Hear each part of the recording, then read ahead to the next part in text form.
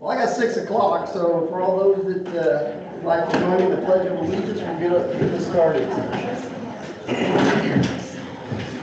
I pledge allegiance to the flag of the United States of America and to the republic for which it stands, one nation, under God, indivisible, with liberty and justice for all. Thank you.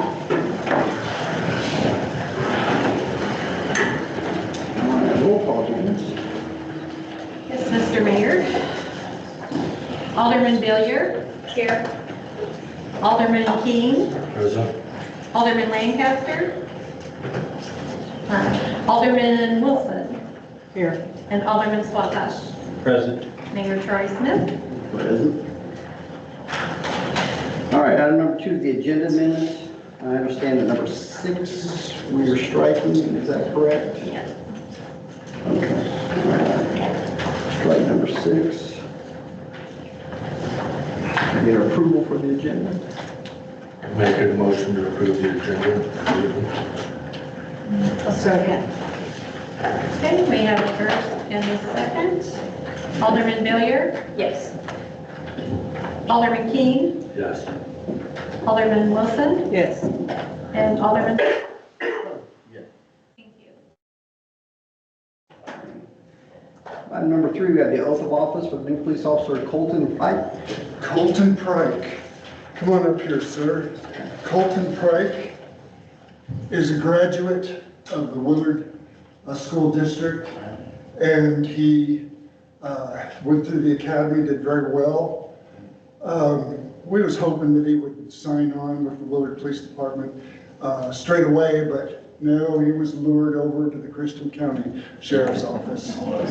Yeah, but after some time and in service, he realized that Willard is the place to be. And so would you raise your right hand and repeat after me, sir? I, Colton Pike, I, Colton Pike, do solemnly swear or affirm do solemnly swear or affirm that I possess the qualifications required that I possess the qualifications required for the position of police officer. for the position of police officer. I will support, obey, and defend I will support, obey, and defend the Constitution of the United States of America, the Constitution of the United States of America, the Constitution and laws of the state of Missouri, the Constitution and laws in the state of Missouri, and the ordinances and charter of the city of Willard. and the ordinances and charter for the city of Willard. I will faithfully discharge the duties of I will faithfully discharge the duties of my office my office as a police officer for the city of Willard, as a police officer for the city of Willard to the best of my ability, so help me God, to the best of my abilities, so help me God. on this 8th day of July, 2024. On the 2nd day of July, 2024.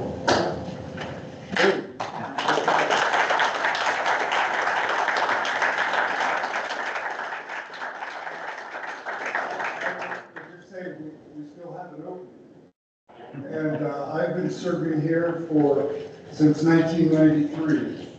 Many of you champions were in my DARE program. Raise your hand if you were in the DARE. Yeah, that's what I was thinking. Probably the reason why you're a champion, notice. No, I know that the coaches have breathed into you a breath of life, and it's an honor to give the oath of office to Colton Pike, but it's also an honor for us to do that in your presence, and we are so proud of you, so proud.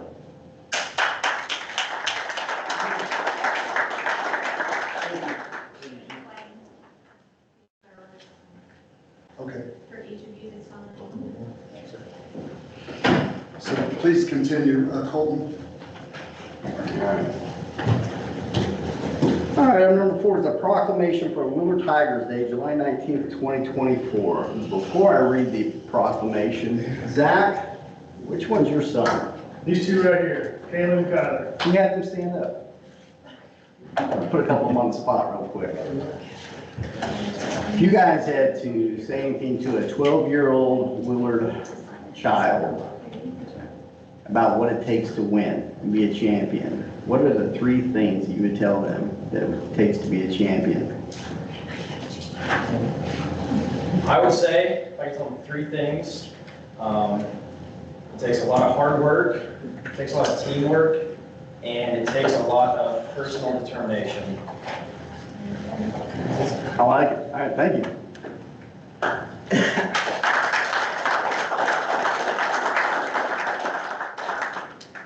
All right, I'll get to the proclamation. Whereas the Willard Tigers baseball team has demonstrated outstanding skill, determination, and sportsmanship in their recent season, and whereas through their hard work, perseverance, and dedication, the team has achieved the remarkable feat of securing their second state win in the last 4 years, and whereas the Willard Tigers baseball team has brought immense pride and joy to our community, serving as an inspiration to aspiring athletes and citizens alike. And whereas the efforts of the players, coaches, and support staff have exemplified the true spirit of teamwork and commitment to excellence. And whereas this victory not only highlights the talent and dedication of our athletes, but also strengthens the bonds of our community and fosters a sense of unity and pride among all residents of Willard. Now therefore, I, Troy Smith, Mayor of Willard, do hereby extend my heartfelt congratulations to the Willard Tigers baseball team on their exceptional achievement. I commend each player, coach, and supporter for their contributions to this victorious season.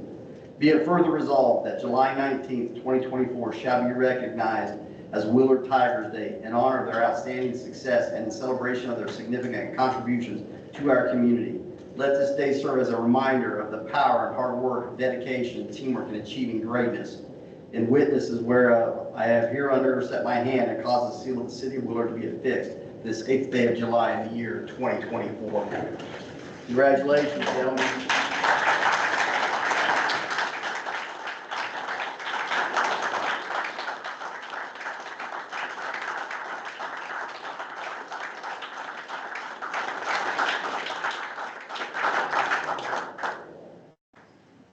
Got a lot of red faces.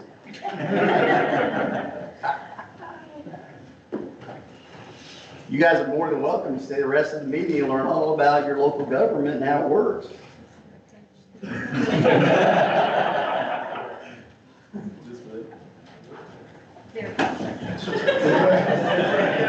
Got the coach's copy. You guys went somewhere to school? Thank you very much for doing this. Thank you very much. All right. Thanks, guys.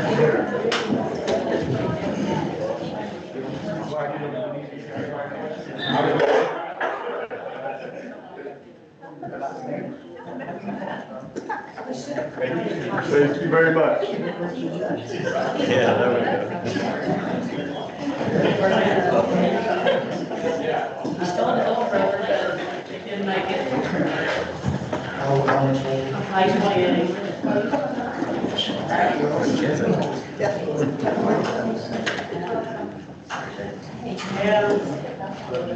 All right, moving on. All right. Number 5, consent agenda. First thing we have the the minutes from the regular meeting, June 24th, the outstanding invoices, department heads and board attendance reports. Has everybody had a chance to take a look at those? They won't be shy. No, we were in Oklahoma then. You're right. So we're back now.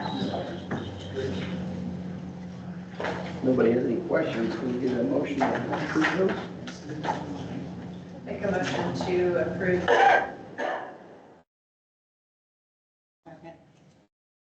Thank you. We have a first and a second. Alderman Villier? Yes. Alderman Keene? Yes. Alderman Wilson? Yes. And Alderman Swatash? Yes. Thank you. The new item number 6, citizens input. Does anybody have anything they'd like to get up and say or pop it off? Go ahead and give us your name and address. Sure. My name is Megan Applegate, and I reside at 721 Colby Street. Today, I stand before you to address several concerns regarding the agenda for this evening's meeting. Firstly, I'd like to highlight the absence of the meeting agenda online until this afternoon. While I understand that this isn't a legal requirement under the RISMO, it's important to consider accessibility for all citizens. Not everyone can make it to City Hall to view the posted agenda. Had my husband not driven to City Hall yesterday to confirm the meeting, I would have assumed there was no meeting this evening. In today's digital age, posting agendas online is easy. It would greatly enhance transparency and citizen engagement.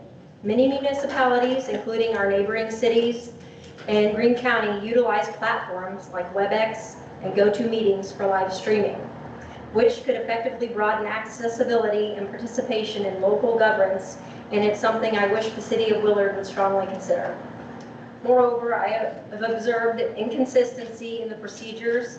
For instance, while open interviews were conducted for Ward 1 and Ward 2 positions in November of 2023, today Mayor Smith will make an appointment to the board. I understand that this is above board and allowed by the ordinances in place, but consistency is crucial, and public trust and transparency is crucial as well. Regarding item number 14, which proposes to eliminate the mayor's stipend and redirect funds to support youth programs, I urge careful consideration. The stipend ensures that the position remains accessible to a diverse range of candidates who may otherwise be deterred by financial constraints. It recognizes the substantial time and responsibility that come with the role of mayor, fostering effective and dedicated leadership. Maintaining the stipend promotes fairness and inclusivity in our local government. I'd ask you choose not to limit future candidates by eliminating that stipend today. And lastly, I commend Mayor Smith for his vision for Willard's future, and I mean that sincerely. However, as a concerned citizen, I emphasize the importance of a fresh perspective on our city boards, like planning and zoning, and to keep from falling back into old ways. It's vital to avoid decisions that could be perceived as favoritism or nepotism, and that decision made today ensures transparency and accountability. Thank you all for what you do, for your service and your time commitment. I do appreciate it. Thank you. Thank you. Anybody else? Seeing none, we will move on to review item number 7, the appointment of Jeremy Hill to the Board of Aldermen, and we'll have a discussion vote, I understand. It's going to need to be approved. So, is there any discussion about Jeremy's appointment, or? This is the same Jeremy Hill that applied for the alderman? Correct, it applied before.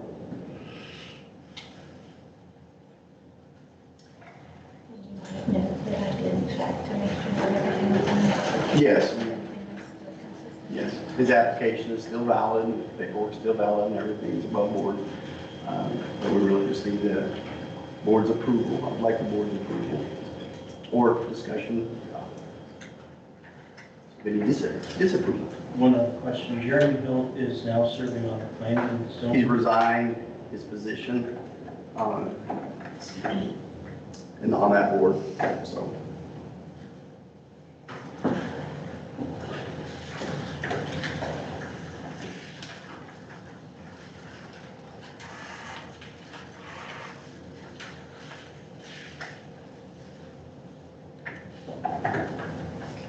Questions, discussion? Maybe we just need a motion to approve.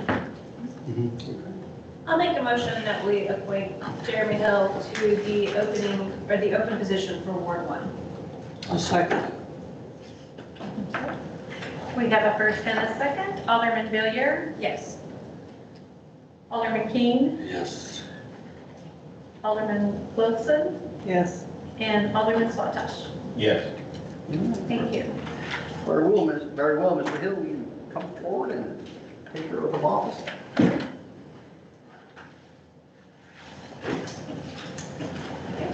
You can come on up here if you'd like, because we have a chair for you.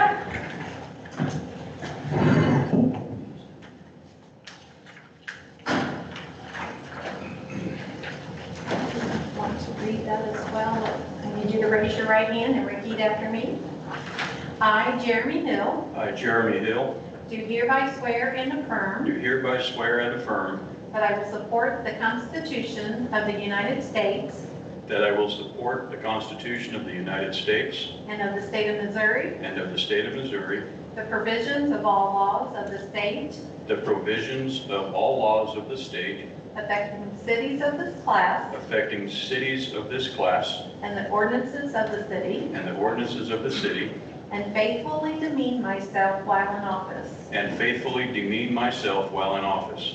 I will execute the duties of alderman I will execute the duties of alderman to the best of my ability, to the best of my ability, so help me God. so help me God. Congratulations.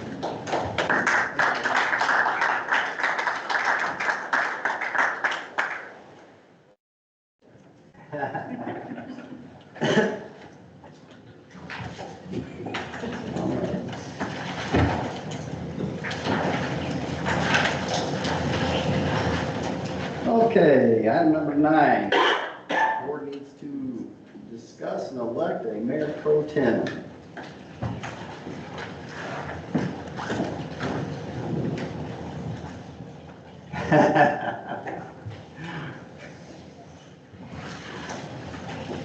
This is up to you guys. I got nothing to do with this one, so.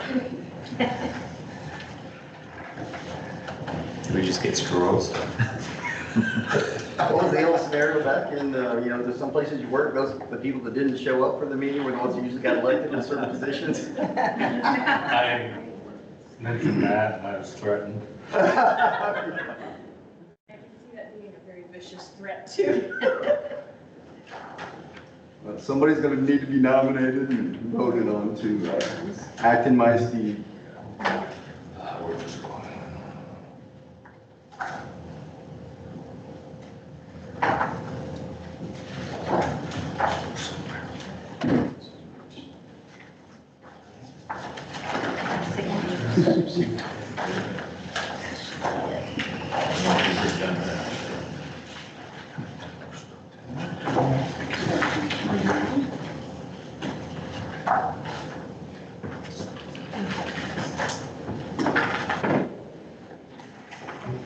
Don't be shy.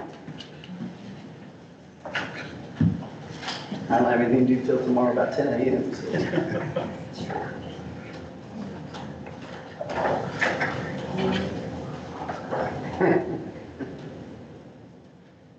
So I think I'm gonna suggest Mr. King. Any, So suggest synonymous with I'm nominate. asking for a That's conversation, for discussion on this. discussion. If he is interested, if he says no. I'll do it if need be.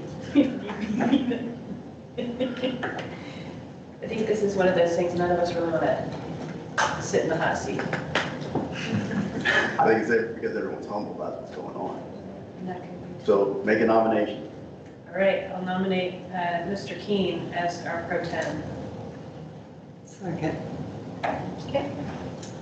We have a first and a second. Alderman Billiard, Yes. Alderman Hill, Yes. Alderman King, Abstain.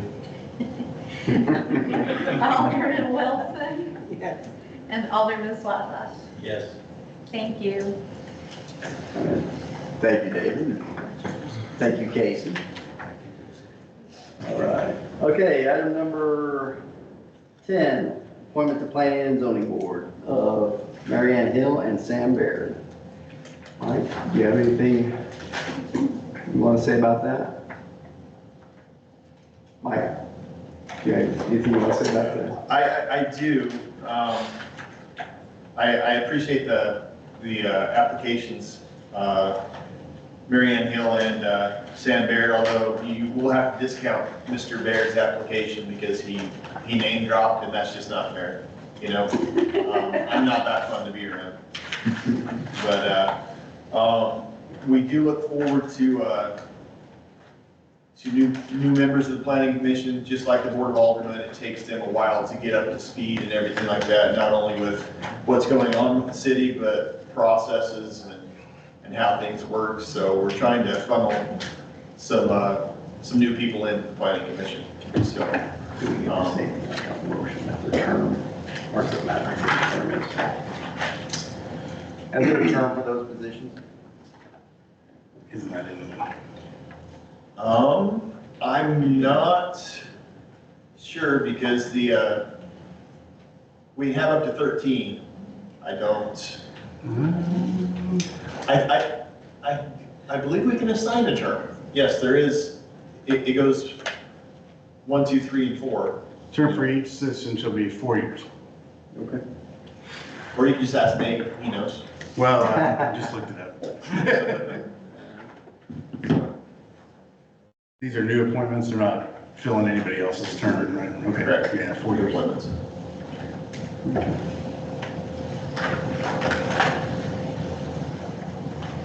So if there are no objections, somebody want to make a motion to make those appointments? What was the term 4 years, for each of them? yes.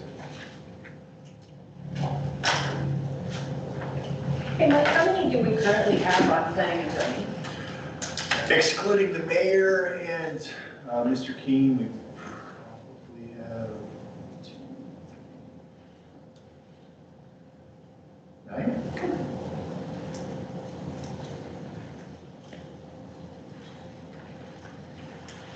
And, I mean, this will be, obviously Sam's not new, but Ms. Hill is, so this is our second new one that we've pulled in the last 6 months, so. So you said this would bring us up to what, 9, is that what you said? 9, it's gonna bring us up to 11 with the mayor and alderman. They are invited when they're able to come. So we still have 2 open positions. If we decide to fill the house, yeah.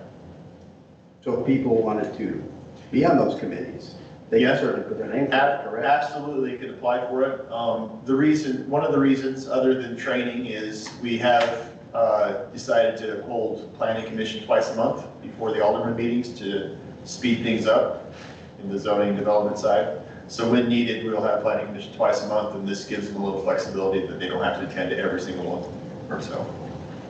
Great.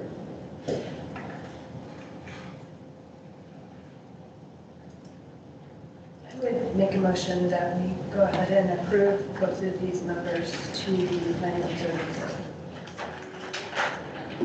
I'll second. Thank you. We have a first and a second. Alderman Villier, Yes. Alderman Hill, Yes. Alderman Keane, Yes. Alderman Wilson, Yes. and Alderman Swatash. Yes. Thank you.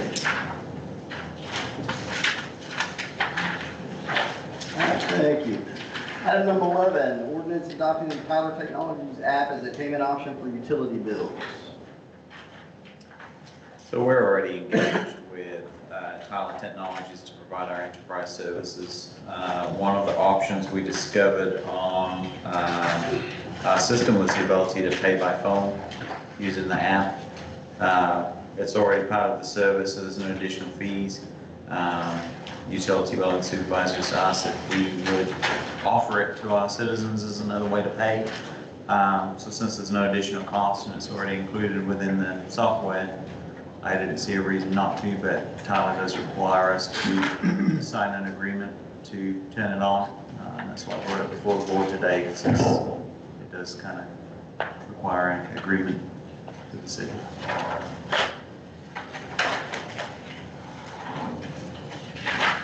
So we've had this all along. I couldn't tell you exactly how long we've had it, but yeah, she brought it to my attention maybe a week or 2 ago. I understand you can text it and that'll do its thing. So to me, it's kind of cool. It still has the convenience fee. It's kind of like coming in and paying by credit card or whatever. But I mean, any convenience is good convenience. Somebody may find it easy to ping it and have to run in here with a check. But there should be a copy of the contract here in your binder, and it's a zero sum sheet of money. And then they'll be able to get that $10 first. Just a motion to adopt it? Yeah. Because it's not according to their communications, it's not an additional to what you already have. It was already there, they just need approval. They're just to adding it activate on. Yeah. So, Yep. so we just need the approval to move forward with adding this? Yeah, move forward to approve the agreement to add feature to the software, I guess. I'm all about that. Anything that makes it easier to pay my I kept water waiting for her bill. to just drop the boom, like, okay, well, what's the catch? No, we don't, there is no Right. catch. Yeah, but there's gotta be a catch. She said it's just something we already have, we just need to turn it on, so. All right, Nice well, and easy. I'll jump on this and say, I make the motion that we adopt this new payment here, add it on. Second. Thank you. We have a first and a second. Alderman Billiard Yes. and Alderman Hill, Yes. Alderman Keane, Yes. Alderman Wilson, Yes. and Alderman Swasash. Yes. Thank you.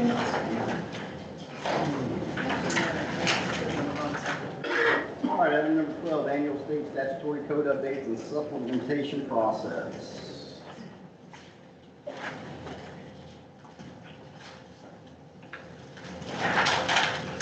I think this is just a routine.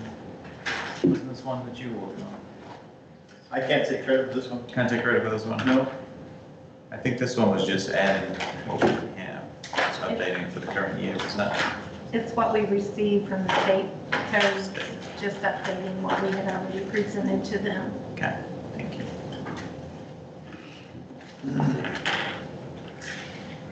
So maybe we need kind of approval for that, or any? I think it Open just- for discussion. Well, you're passing it by an ordinance, you'll need to vote on it. This is the first reading, right? Yes. But I mean, I don't think you're gonna have to follow it whether you pass it or not, because it's adopting the changes in the state statute, which is what you're governed by, so. So really just informational purposes only. It's to change, because it's to update your code book too and stuff, right? Is that the? Correct. Yeah. All right, so we don't need an action item on it, so to speak. Not for first read, I don't think so. Well, you had, no.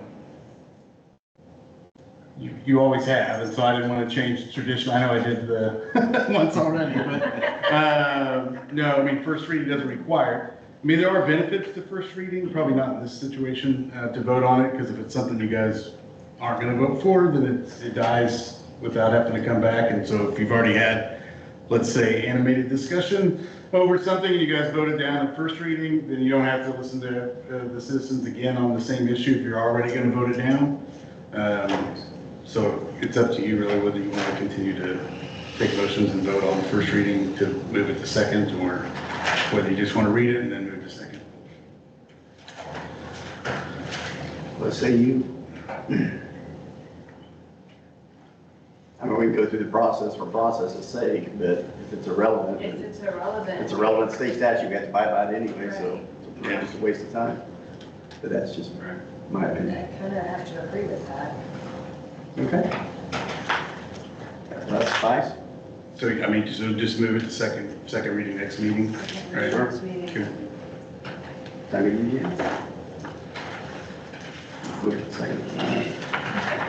Okay, item number 13, consider proposal to eliminate the mayor's stipend and create annual Parks Department line items supporting youth programs and participation and access. I'll speak to that since I'm the one that asked that be put on the agenda. And try to address any concerns that the people might have or where this came from. I don't know what the stipend is. I don't care what it is. But my reasoning behind this was that all the aldermen serve for free. Everybody on planning and zoning volunteers their time and effort for some of the committees that I would like to see adopted or created. It really goes against my grain to go ask somebody to serve on a committee for free, knowing that I'm getting paid. I think that's hypocritical. And I don't think there should be any financial incentive, not that it would be that much, for anybody to have this position. So that's what I'm reading. And from a mechanical standpoint, as far as where the money goes and how it gets diverted, I mean, you guys can decide that. Personally, I would love to see that money be used by the Parks Department for kids that can't afford to go to the pool, or they can't buy a season pass, or maybe they need some shoes for one of the programs, or they would like to be in the baseball program, but they can't afford it, they don't have money for equipment. I've talked to Jason about this, about, I'd like something that's very easy, and yes, before somebody asks, that could certainly be abused, but that's, so be it if it does get abused by a handful of people, as long as we help the ones that really need it. So that was my rationale behind this. Obviously, it's your decision, but I think since everybody else is volunteering their time and effort, why should this position be paid? And yours isn't. Speaking logistically, it is established by ordinance, so I don't think a specific amount is. I think that's adopted through the budget process. Your options really are, you can donate the stipend as you receive it, and we can dedicate it for that purpose, or it would take a change to the ordinance to update the. Personally, I prefer the orders change, because obviously I know I can take it and do what I want with it, but then tax implications, once it hits my pocket, then there are tax implications. And I just don't think there should be any financial incentive to hold this position. So that's my reasoning. You guys do with it what you will. Well, at this point, we haven't drafted anything, so as you guys discuss, based on your discussion, we'll kind of direct what kind of take away and do next for you guys.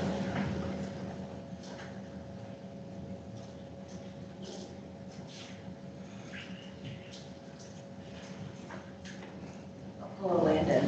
To be devil's advocate, I can see both sides of that.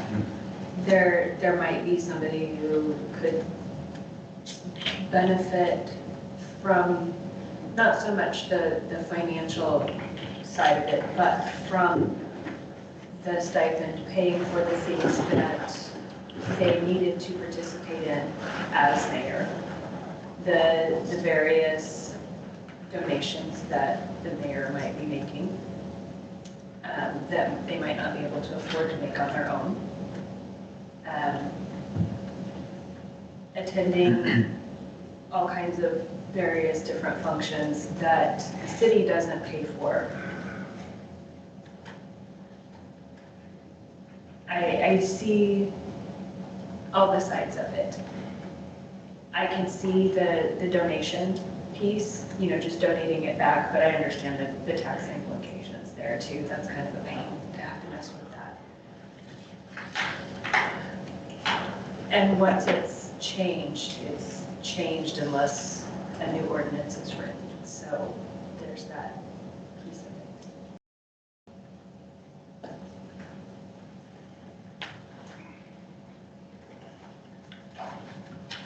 So am I reading this correctly that prior to 2014, the Mayor Willard was not paid anything? That was as far back as we could get. Is that kind of, okay. Interesting.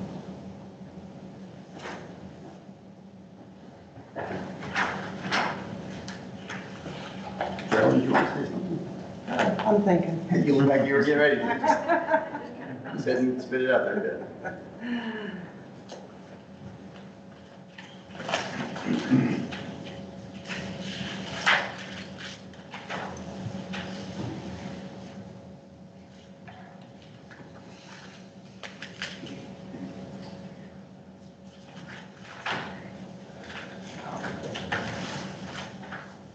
Well, I would hope that you're going to be mayor for quite some time. It's just not maybe a long one-term issue. But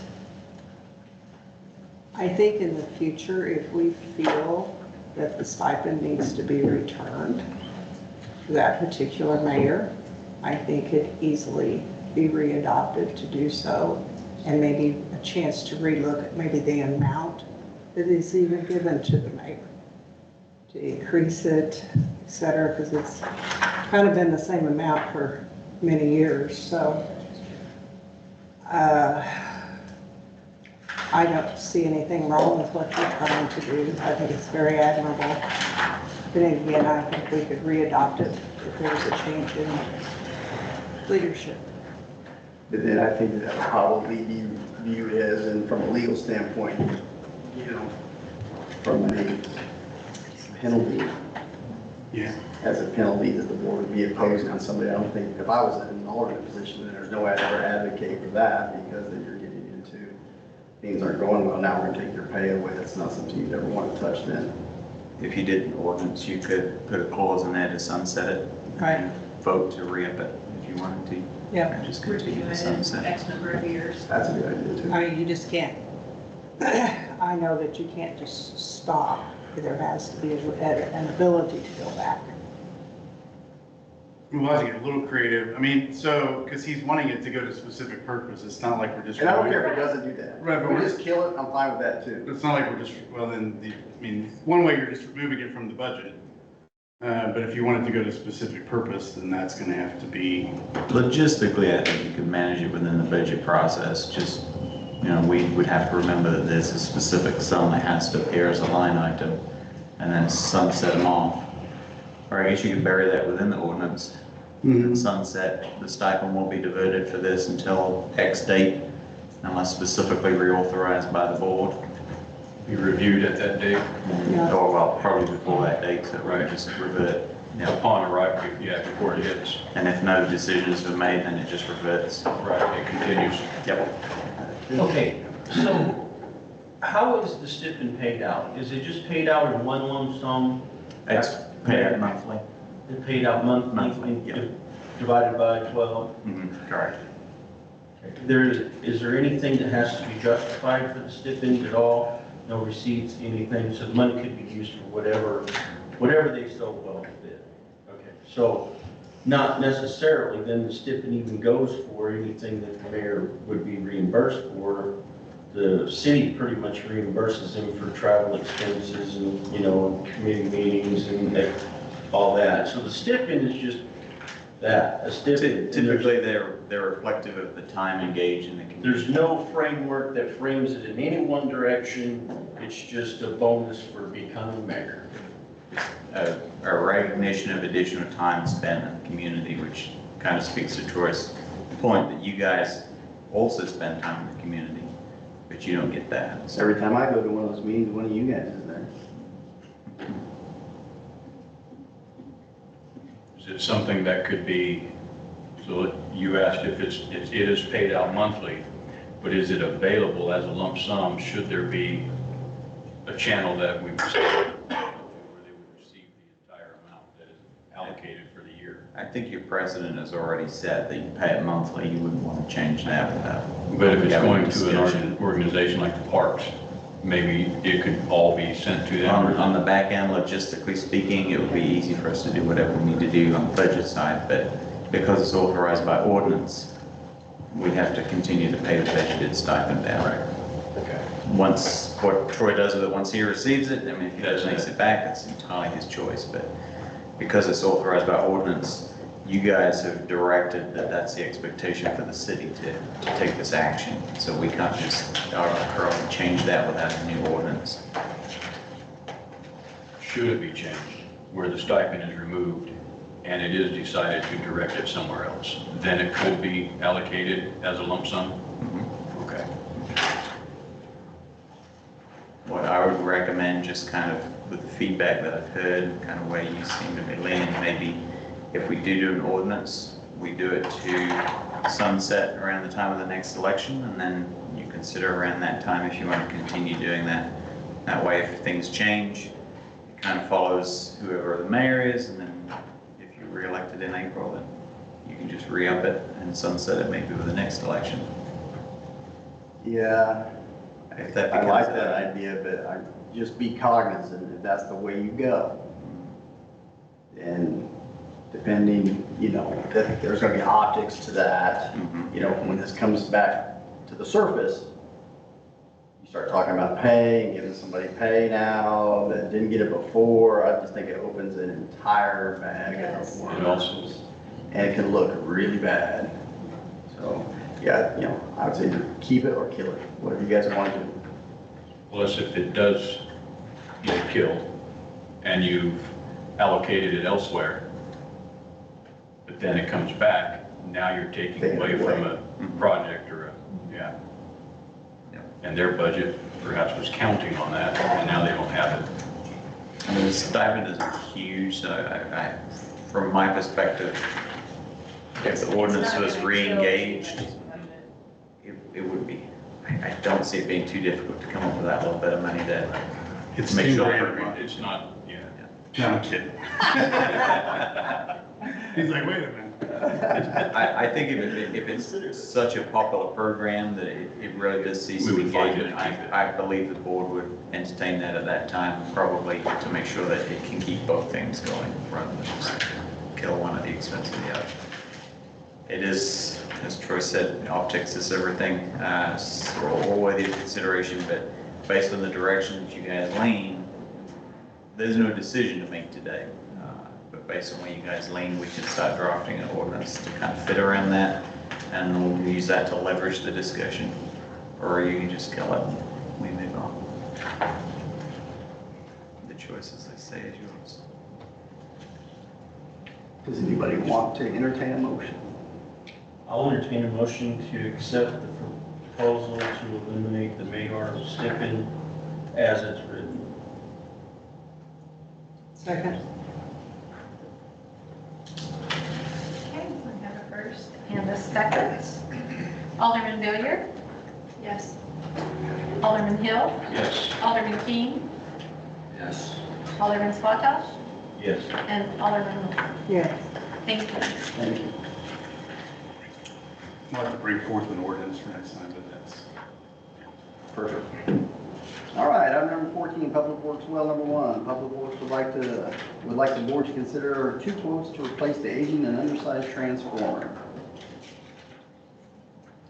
So this one, I'm gonna have to refer to my notes all that here, but the director of public works spoke to me that they're having some electrical issues out on number 1. The current service, they tell me, has been in place there since 1972, so it's had a good life. The transformer now is showing some significant signs of degradation, and you can kind of see the lights kind of womping around. There's some heating issues in there that's causing early degradation of some of the equipment. They've been presented a quote of $94.65.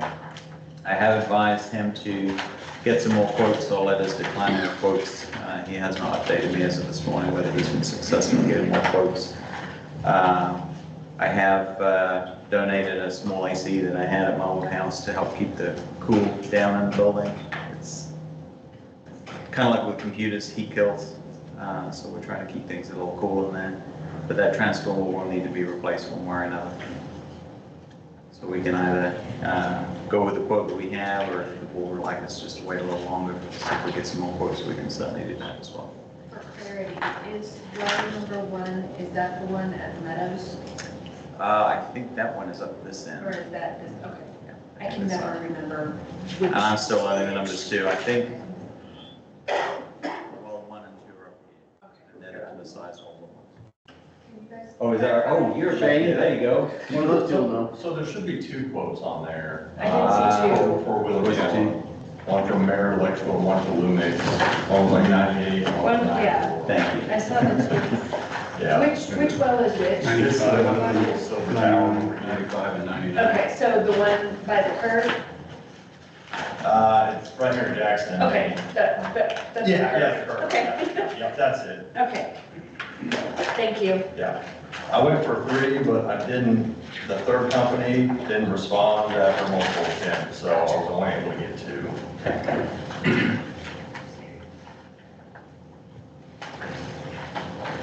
Have you worked with either one or both of these companies before? Both of them, yeah. Okay.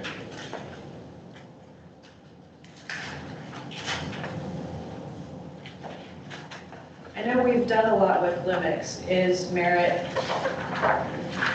So Lumix split, half of them went to Merit and half of them stayed at Lumix. So we like people on both sides of it, but so just keep it apples to apples, we throw both of them a bid. okay.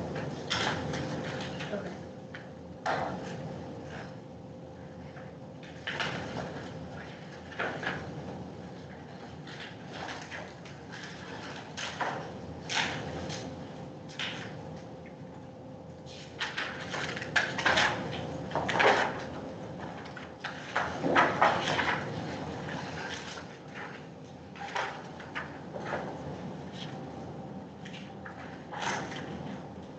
Is our turnaround time going to be the same with both products? Yeah. So then really, what's our benefit to going with Lumix versus, is there one? No, not really. I mean, we're insured in both for the city, there's not really any benefit. So then we would be just as good to go with the lower cost one? In my opinion, yeah. Perfect. That's the only difference I was seeing. Right, Yeah. that's when I was looking Bolt at. change, the bolt, everything's the same. Yeah. The scope of work won't change, it's just $400. Yeah, I literally just took the first bid I got, and then I just took the names off of it, and then I sent it to the other two companies. That way, they were bidding the exact same rate.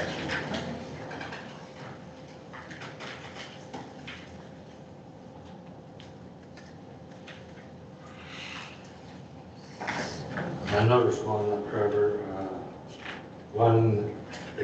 the merit excludes taxes, Lumix includes the taxes. Yeah, I don't know what's up with that. They shouldn't be doing any kind of tax. Like any bill I've seen from Lumix, no, I never see tax on it, so I wasn't really sure. I did notice that though on their quote. Yeah, because that can make the difference in Yeah. the price. Is that something we could have clarification before, if you're charging tax on top of that 94? I've never, like I said, I've never seen them charge tax, but, yeah, I'm not really sure on that one. What you can do is you can approve up to the lowest quote, if that's the direction you want to go, and we can give Lumix an opportunity just to clarify if taxes is included. Merit's the one that's excluded the tax. Yep, and if it, Yeah. oh, Lumix says includes taxes. Right, merit's excluding the tax. You can say you're approving up to that amount. If Trevor finds that this quote from Lumix changes when we remove the taxes, and it becomes lower, then we're still within your.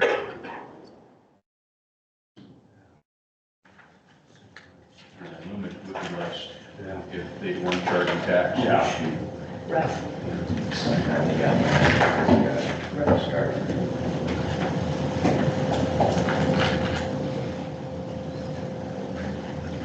They also have exclusions of overtime should it become where it has to be done. Right. They both do. Right.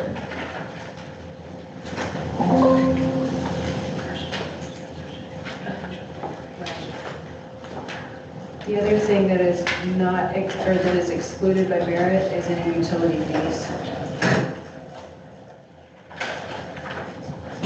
Is that going to be an issue?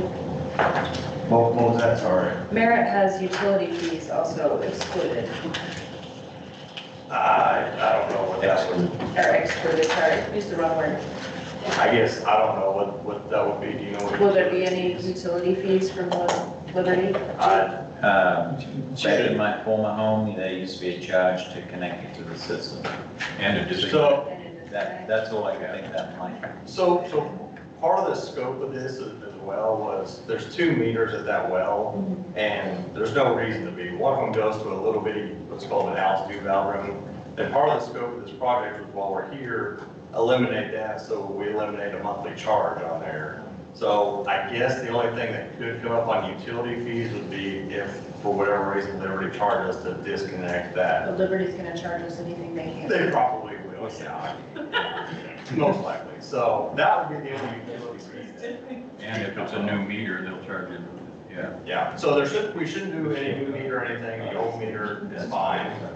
It's just eliminating that other service that, there's no use, there's no reason to have that other service. It's just a monthly charge. We're just eating every month for no reason.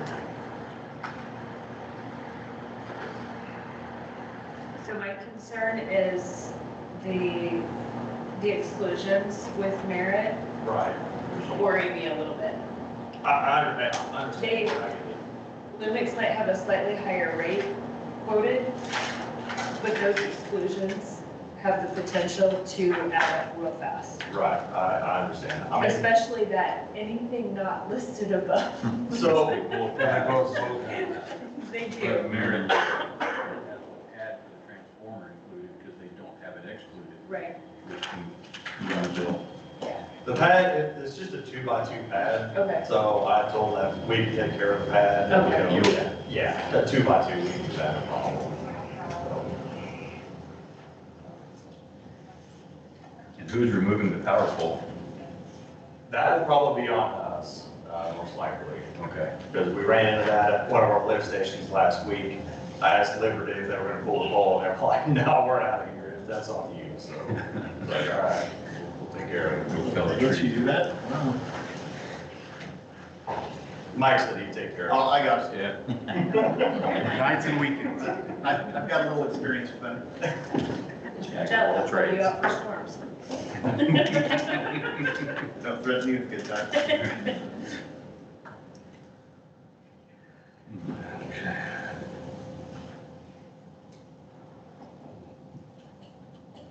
So utility fees and taxes are the only two main, is if we find out what Liberty's gonna charge for disconnect and reconnect. There shouldn't be any reconnect, it should just be just straight disconnect on it. You're not having to eliminate any power while they're moving the, No, any, okay. no, they'll probably just pull the meter, really. I mean, it's probably that's what they'll do with it. What they're gonna have to do is they'll de-energize the transformer, which de-energizes everything. So they're really not reconnecting anything, they're just dropping a new transformer in, reconnecting the services up, maybe pull a meter on the old service and energize everything back up. And Liberty's doing that? Unless he can talk me into it, but Well, that's. he can't afford me. That's why I was asking if Liberty's sending somebody out free of payroll or if they're charging for all that work. Yeah, I don't know. I'm unsure on that. I don't think they would charge anything, but, you know, you never know. Okay.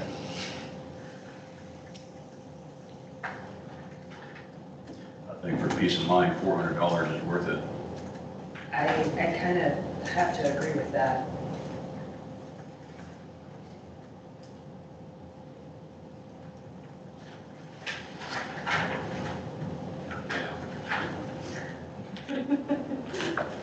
And we've only recently gotten our utility bills lately.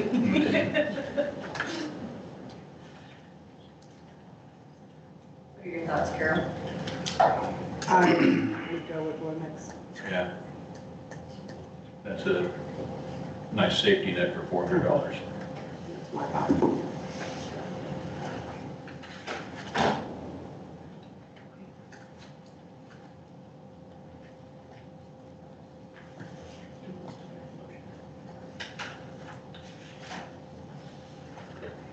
I'll go ahead and make the motion to accept the bid by Lumix.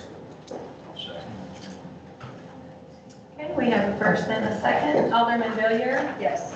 Alderman Hill? Yes. Alderman Keane? Yes. Alderman Swatas? Yes. And Alderman Wilson? Yes. Thank you. Thank you. Item number 15, Public Works Building. Public Works would like the board to consider two quotes for wiring and data cable installation on the newly constructed side of the Public Works Building. This is for the newly sided portion of the building. I was talking to Justin about it this morning. That pretty new building, it looks so nice. Oh, it looks great. We love it.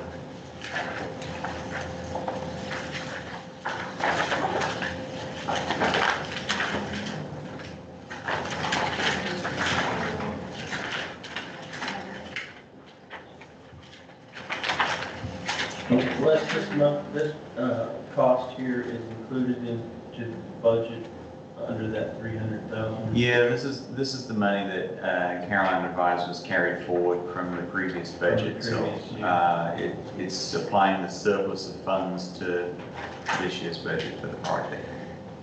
But we're still within that. One truck's quotation is itemized per item, and then the next quotation is a lump sum bid. I know I'm totaling it, hold on. And again, it looks to be those same companies, you know, Travis. Travis, you know, Justin would have done the same thing with these, with Merit and Lumix. It should be Merit and Lumix. Provided kind of the same sheet. Yeah. Okay. It looks like Lumix has just bundled everything together. Yeah, I believe that's what they did. They did like a total like 4,000 on one line, 5,000 on another kind of. Yeah, one's kind of spelling out the unit prices then.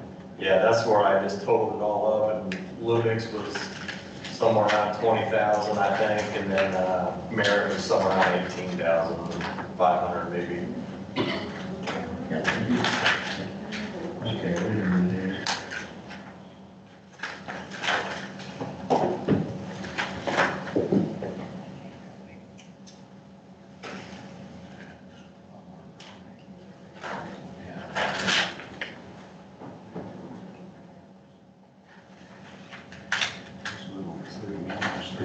Trevor, help me out a little bit, because Yeah. I'm not an electrician. But there's an item for $3,900 to demo shop electrical to bring up the code. So- If that shop's new, there wouldn't be any electrical in it, right? And this is where Lumix has kind of messed up on there a little bit, because on that bottom portion, they included our existing shop on there. So you gotta add up what's all above that one. Okay. Yeah, because they were trying to do the old, which that one is coming up as well. I don't really know why we didn't just include that with all this and do it all in one thing, but, So the 3,900 won't be charged, or will be charged? that won't be on this right now. We'll have to do a separate bid for our existing shop to redo that electrical. So that'll probably be coming up like next board meeting, we'll do that. Did you figure that, Casey, in your equation? For Lumix, did you take the 3,900 out? Just the 39? Yeah. For Well, all three. It's gonna be like, All three at the bottom. Yeah, I think there's three. well, I mean, they're still gonna put in the lights and the welding receptacles, but the demo part. Later we'll do the. Yeah, all lights. that's gonna be the all old that's shop. gonna be on a different ticket. That's old shop. Yeah. We'll do discussion. I know it's kind of confusing, but Lumix just added like the bottom three on Just there. the- Then break out the handy dandy calculator. 527. Just doing the office puts us at 2527. Lumix, 25 what? 2527.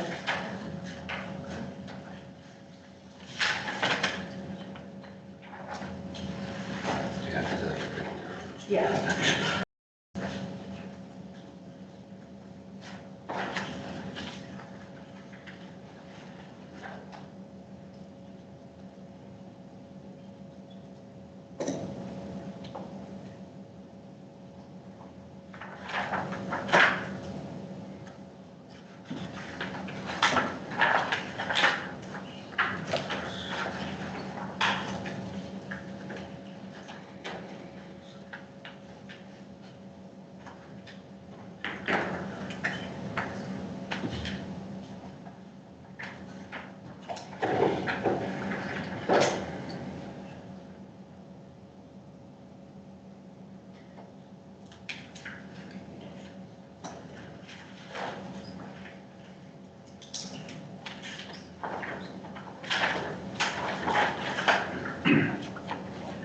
Now, Lumix has can lights and Merit has LED.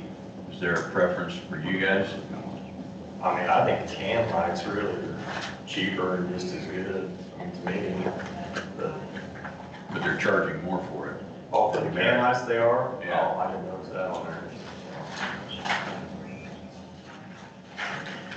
So you can run that LED lights. Electric bill is less.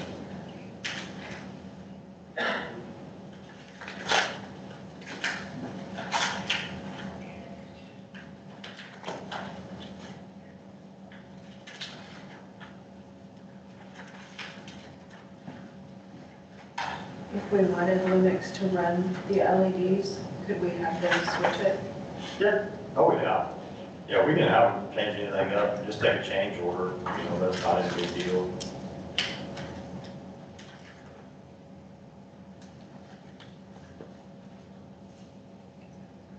Most can lights you see now, they'll have an LED insert where it just screws in. But then they have to buy the LEDs. Yeah, you just, Right. has the trim and everything, it looks like a can light with their LED.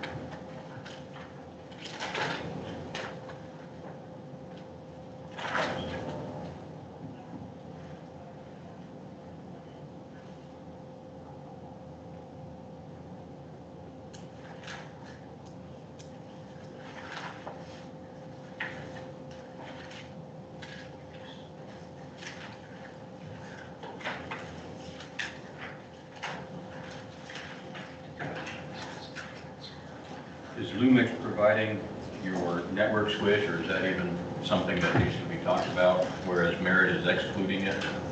We already have a You network have one. switch, yeah. So that's why they mentioned it. Okay, yeah. Both of them looked at our internet and our data cable management and all that, so.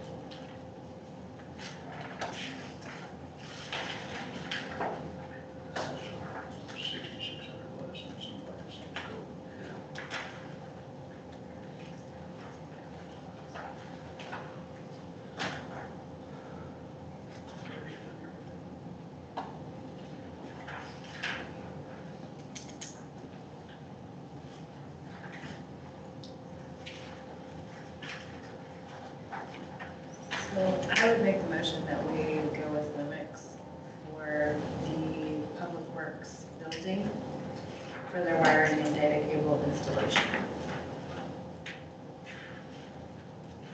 Second.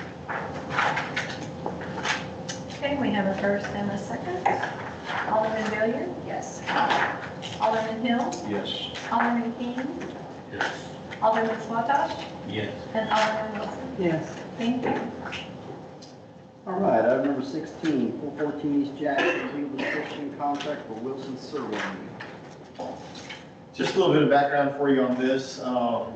When the 160 went in and everything like that, UDOT came in and they put those 2 lanes through, but they also, they also adjusted some of the intersections on Jackson Street. And one of those intersections was right next to the top hat and the school. They adjusted that intersection right there, and by adjusting that intersection, that left the city with a piece of land at that intersection. So what this survey is doing is it's giving that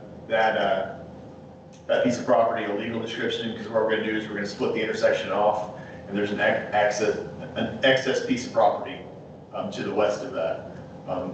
It's going to give that property a legal description right there. The top hat was looking to put a building in, but they can't put a building in because the city owns half the property where he was proposing where the building was. So, just on the corner right there. So right now it's showing a parcel in someone else's name? Half the parcel on the corner there, when you pull it up, half the parcel belongs to the city, the other half belongs to him. And he's not able to fit a building in.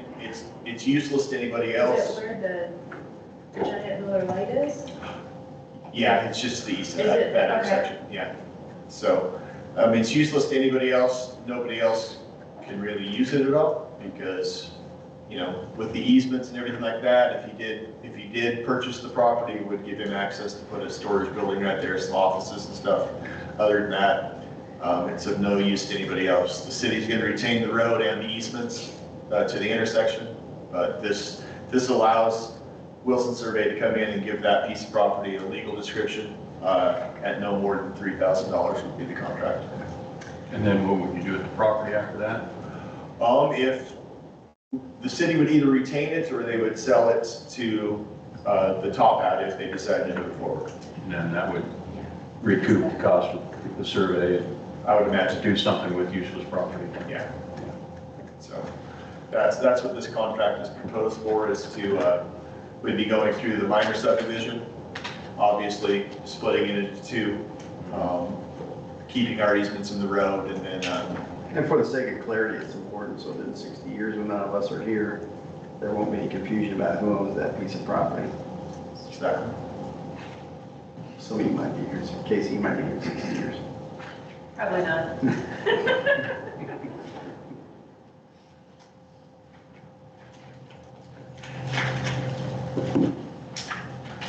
Just be Midwest. Probably. Already having trouble seeing it in about 60 I know, years. I already have problems seeing.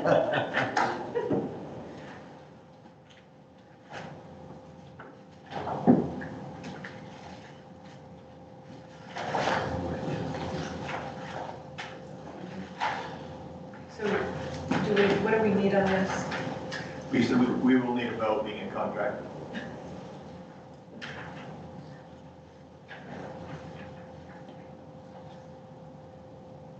Gotta make sure we have the right words. We don't need anybody getting. Mr. King could get sideways on you, I know. Over here where I can easily, Yeah, it's just a contract with Wilson Surveying for them to do the legal work on the piece of property. The contract will be no more than $3,000. Okay. So then I would make a motion that we enter into a contract with Wilson Surveying for the boundaries for 414 East Jackson. I'll second that. We have a first and a second. Alderman Villiers? Yes. Alderman Hill? Yes. Alderman King? Yes. Alderman Swata?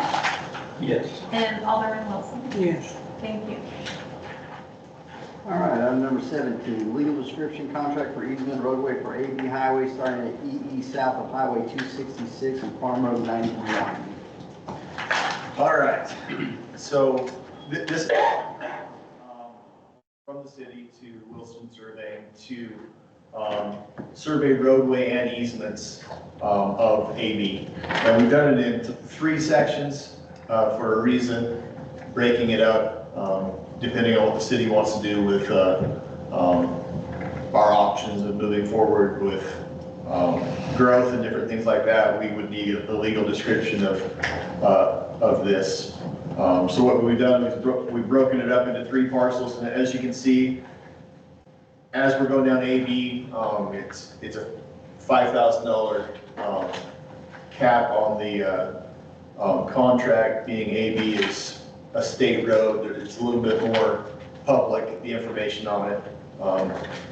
The legal description, everything would be a little bit easier to find, where Farm Road 91, or 99, excuse me, is not. They would actually have to go out and survey, and that's why it's $6,000, not $5,000 for the contract. There would be a little bit more legwork done on that contract to get us the legal description that we're looking for.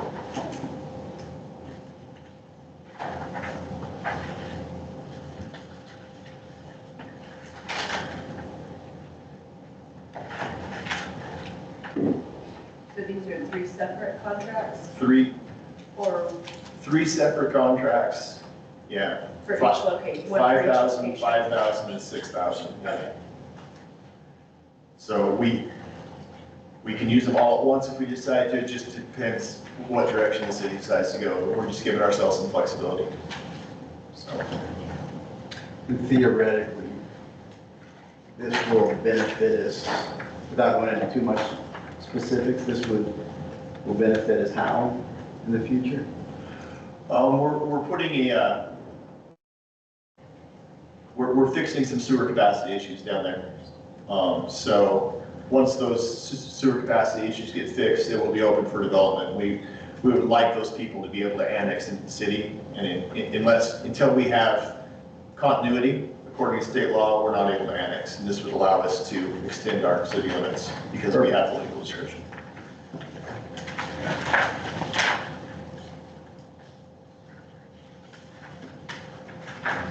And I would make the motion that we enter into 3 separate contracts with Wilson Surveying for these 3 separate areas along Stady Highway.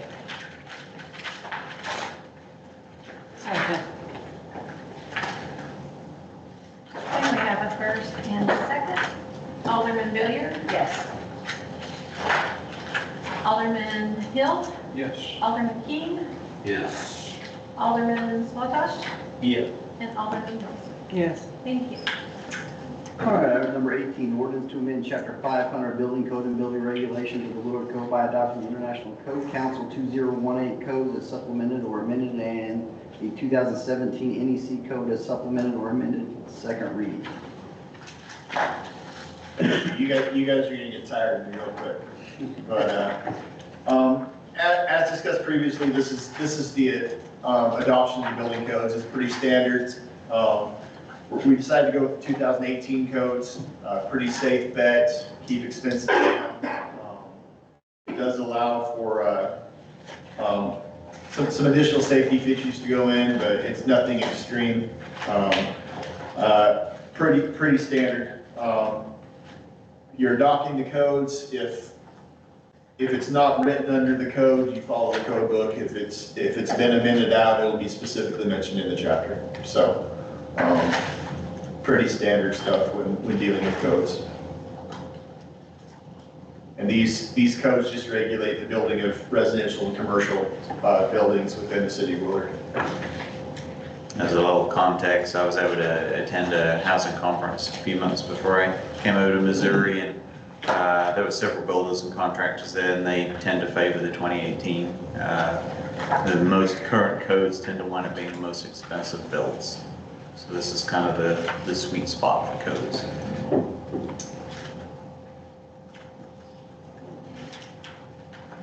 There's no discussion. We have a second reading. I'd just like to also add, when I left my previous job, before I moved out here, even out there in California, they were using 2018. And that was the standard throughout all the state, pretty much. So if California's doing it, it's got to be really safe. They're starting to move towards the other one. They've since moved on. Yeah, They've moved on. that's been a few years. I'm really digging in my memory, but I believe the difference between 2018 and 2024 code is about $100 a square foot. Expensive. Let's not move on to that next one. There was one of them that was along the lines of, we can barely afford to build something like that in Kansas City. So probably don't want to go there. Maybe down the road. And we'll talk numbers here in a minute, but yeah. Okay. Yeah, absolutely. Okay, an ordinance to amend Chapter 500, Building Code and Building Regulations of the Willard Code by adopting the International Code Council 2018 codes as supplemented or amended, and the 2017 NEC code as supplemented or amended. Motion that we accept as read. I'll second that. Okay, we have a first and a second. Alderman Billiard? Yes. Alderman Hill? Yes. Alderman King? Yes. Alderman Swatosh? Yes. And Alderman Wilson? Yes. Thank you. Okay, item number 20, ordinance to add a new section titled Commercial Construction to the Willard Code of Ordinances, establishing an ordinance for the regulation and establishing facility and capacity fees in the city of Willard, Missouri. This will be the second reading. All right. So we were looking, as we previously talked, we're reviewing our facility capacity fees. The fee structure has changed with the adoption of the building codes. So I didn't want to push the envelope too much and make the permits too expensive. And we do have a fee study out that will probably be being reviewed and submitted to the alderman soon. But we need to get something on the books in case a development came in before that we wouldn't miss capacity fees. And basically what a capacity fee is whenever development comes in, they're taking a certain amount of capacity from your system and they're taking it, you know? So there 200 homes are coming in and everything like that. It takes, you know, a certain amount of capacity per home to service those. And that was defined in the 2024 Land use plan? well, it was a survey you guys authorized us to take with Alger Martin. And they defined our capacity fees at, it was $6,850 an acre for water, sewer, and street impact fees. And what we came up with was the developer's gonna come in and they're gonna put some of the infrastructure in, but it's still gonna have a direct effect on our capacity. So the water capacity, they came back and said $2,000 per acre is a water capacity fee. We decided that instead of charging the full amount, we would recommend $800 per acre as a capacity fee. Sewer was the same way. It came back at $2,000 an acre. Excuse me, I need to clarify that. Water was $2,000 per home. It was not per acre, it was per house. So what we propose to do is we propose to take that capacity fee and move it to the building permit, because that's done on a per home basis, it's not done on an acreage basis. What we're proposing is the capacity fees will be paid for on the subdivision side. So when they go and they submit for their final plat, they will have to pay a capacity fee on the acreage of that subdivision. And then when they come through on their building permit, and we can go over some of the numbers and everything like that here in the next section. But you'll see that on the building permit, the facility fees and one of the capacity fees are on a per home basis. So we're able to pick up those fees on the subdivision side before building permits, but everything else will be picked up on a per home basis. So sewer was $2,000 per acre was what the report read. We decided to cut that in half for a 3/4 inch meter. We will be charging $1,000 per acre capacity fee due at final plat. Street impact came out $28.50 per acre. And we understand they are putting in streets and everything like that, but the subdivision will affect other streets, not including the streets that they're putting in. So we decided $18.50 as a capacity fee per acre. And broken down, if they were using regular zoning, if they're not using the mixed use zoning, it's about $950 per home for 15,000 square feet. If they're using mixed use, they could possibly go down to 6 houses per acre, which would be, you know, $450 extra expense. I shouldn't say extra expense. I should say money that we're actually collecting that we have not been collecting previously. So that's what the capacity fees are. And like I said, the next section, we should be able to go over and go through the nuts and bolts a little bit more. But that's what it is we're trying to you know, catch anything that, you know, comes in before, like I said, the fee schedule, the fee studies for sewer and water will probably be coming before you soon, which would probably adjust this section, but we want to have something in place in case we do have a developer come in and start a development. We want to catch, you know, stuff we haven't been catching in the last 20 years. So any questions? I know it's not clear, so if you have any questions, feel free to, you know, speak up. On a 1 acre parcel, you Can you get 4 homes on that? Is that 1 acre parcel, current zoning is only 3 homes per acre. Yep. So what would be the total amount if they pulled a permit for a developer to have to pay up front to put in those 3 homes? Now you're talking two different things, Mr. Hill, because the developer comes in and he will develop the subdivision. Right. He'll come in and say, I'm gonna put 200 lots in, and he'll put the infrastructure in for those lots and everything like that, and that's why they get credit back for the capacity fee, is they are installing some of the infrastructure, but they still do have a direct impact on the rest of our system. Right. So it would be $2,850 per acre for a developer to come in and develop. Okay. And then a builder says, okay, I want to buy lot number 1 and I want to build a house. They would then submit a building permit for a home, and then they will be charged according to the codes. And the fees will be going over tonight. They would be charged a building permit fee to put that house on the property. So I can't give you an estimate. $2,850 on the development side is what we're proposing. On the building permit side, I can't tell you because I'm looking for a recommendation from you on what that fee will be. Okay. So, and we can go over those options here in a minute, but $2,850 is what we're proposing on the development side per acre.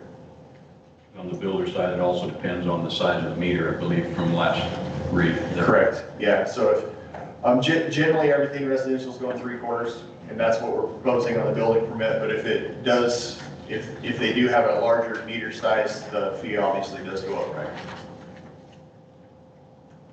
Great question.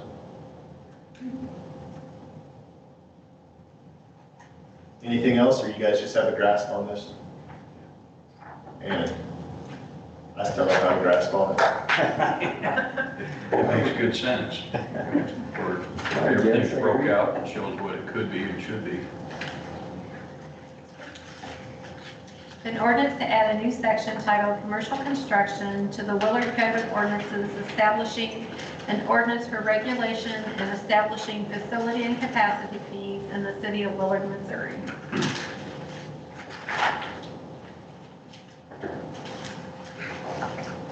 Make a motion to accept the ordinance as read. Second.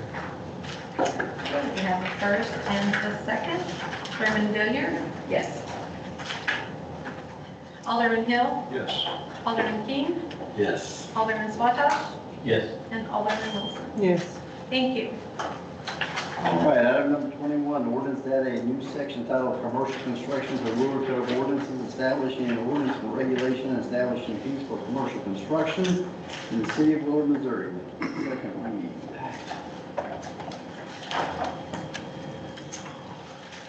Gotta be about the right page. Are we on connection fees right now, Mayor?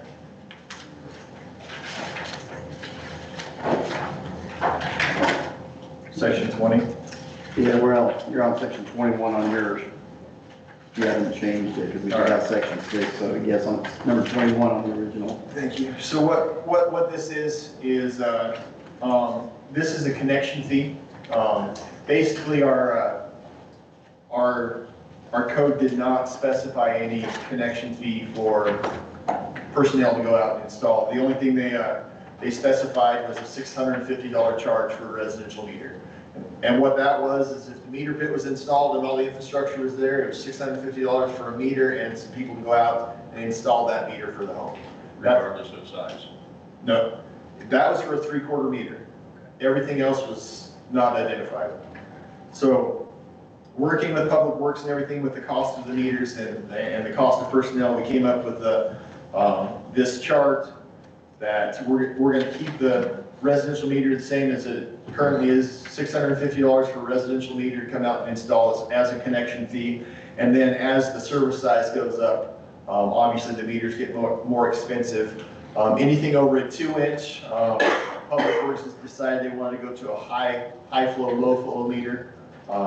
Just because when you get to larger services, as was defined earlier, sometimes they can be running slow enough that your meter won't even, if you're on a single meter, it won't pick it up. or if it's running fast enough, it can't keep up. So anything over 2 inch meter is going to go to a high flow, low flow, and that's why it shows the dramatic increase after 2 inches, because the meter costs dramatically increase. You're paying for 2 meters. So same thing with the sewer connection. This is for people to go out and inspect and watch the installation and connection of the sewer. Obviously, the larger the size of pipe, the larger the cost. So, but this is just strictly for connection fees that were not addressed in the code before.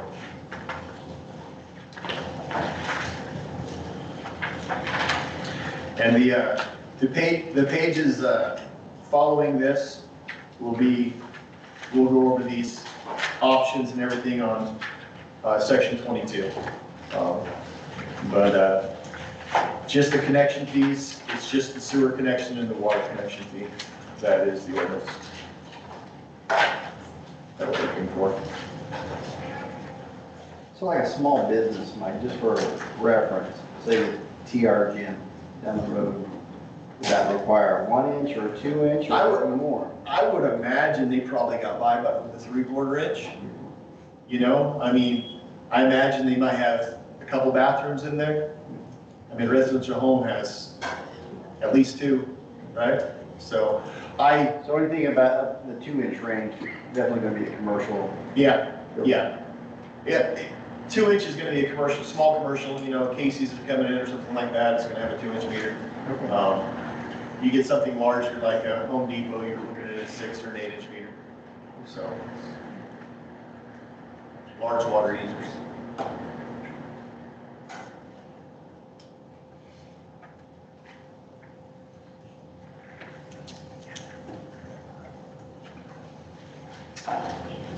Good. Okay, an ordinance to add a new section titled Commercial Construction to the Willard Code of Ordinances, establishing an ordinance for regulation and establishing connection fees in the city of Willard, Missouri. Make a motion to accept the ordinance as read. Second.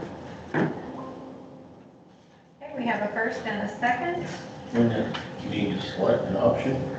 No, that'll be on section 22. Got it. Thank you. Okay, Alderman Billiard, Yes. Alderman Hill, Yes. Alderman King, Yes. Alderman Slatosh, Yes. and Alderman Wilson. Yes. Thank you. Okay. The new section 21, what Mike's referring to as the old 22. So That's the one. I understand. So ordinance to add a new section titled Commercial Construction to the Willard Code of Ordinances, establishing an ordinance for regulation, establishing fees for commercial construction in the city of Willard, Missouri. Second reading. So what we're trying to do is we're revising policy to try to make it easier for commercial construction to come in. One of those things is making a concise plan, how long it's going to take to get through the planning commission, the board of aldermen, and everything like that. The other part of that is to have stuff broken down so a commercial developer can come in and say, hey, I want to build this 5,000 square foot, you know, Casey's, what's it going to cost me? They can come into the ordinance and they can ballpark what it's going to cost them to do business in Willard. So that's the purpose of the section, really, is to break things out so it's available for developers. They can come online, they can take a look at what it's going to cost according to the property they're developing and everything like that, and kind of give them a better idea right off the bat of what they're dealing with. So that was the purpose of this section.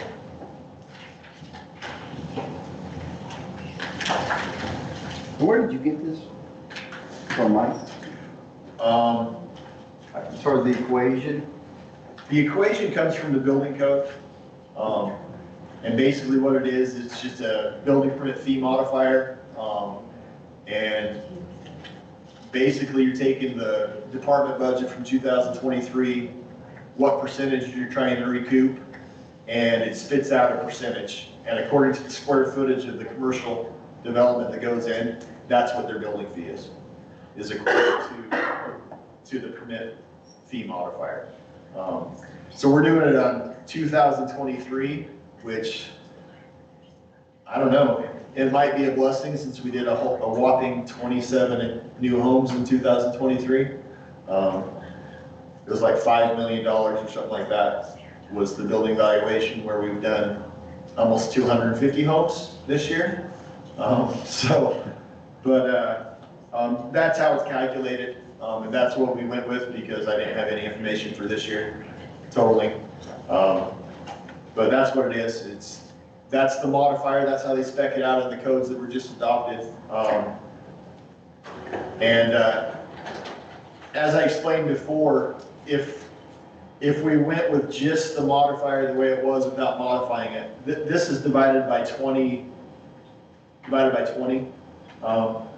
Our permits were running about $3,000 for a 2,000 square foot home.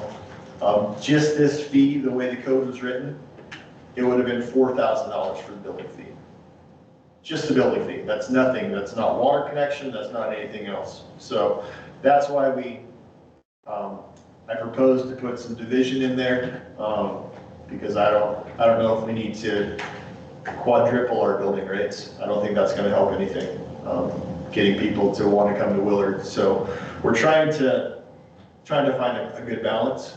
But that's what it is. That's what the permit fee modifier is how much of the building department's budget are we trying to recoup? Currently, we're trying to recoup 50%.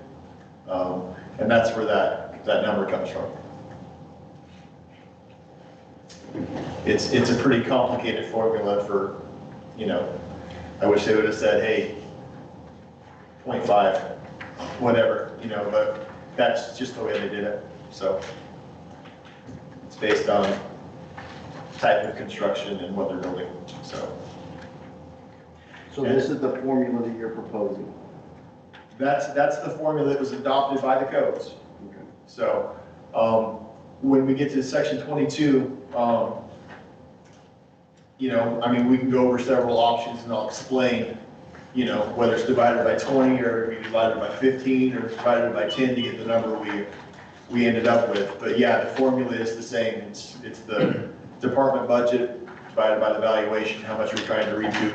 Okay. So. And by these numbers, you should be able to hit your target, like you said, 50%. That's what they're saying. I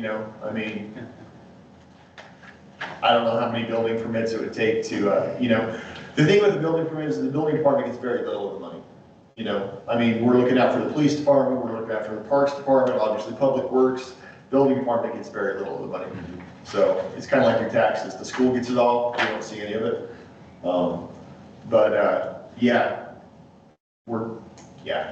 And this will help you get it back to the.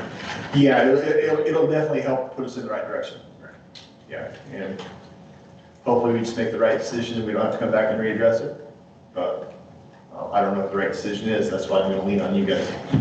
So, but yeah, the commercial section, like I said, it's just to give the developers an opportunity to say, hey, just collect notes. I can get an estimate of what it's going to cost me for my building permit. I should know what it's going to take me to get through the board of aldermen, just streamlining our processes. That was the intent of the code. Okay, an ordinance to add a new section titled Commercial Construction to the Willard Code of Ordinances, establishing an ordinance for regulation and establishing fees for commercial construction in the city of Willard, Missouri.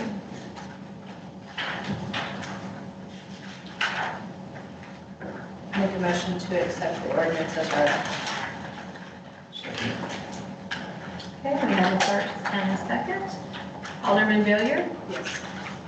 Alderman Hill? Yes. Alderman King? Yes. Alderman Swadash? Yes. And Alderman Wilson? Yes. Thank you. All right, item number 22, ordinance to amend section 500.110 fee schedule of the Willard Code of Ordinances in the city of Willard, Missouri, second read. I should have got another drink. Take a minute, go in the water fountain if you need to. Okay, so what this is all of the fees in section 500, 110. These are the building fees, these are the zoning fees. And if you go back to, I believe it's section 21, remember right? 20. It has your different options. Of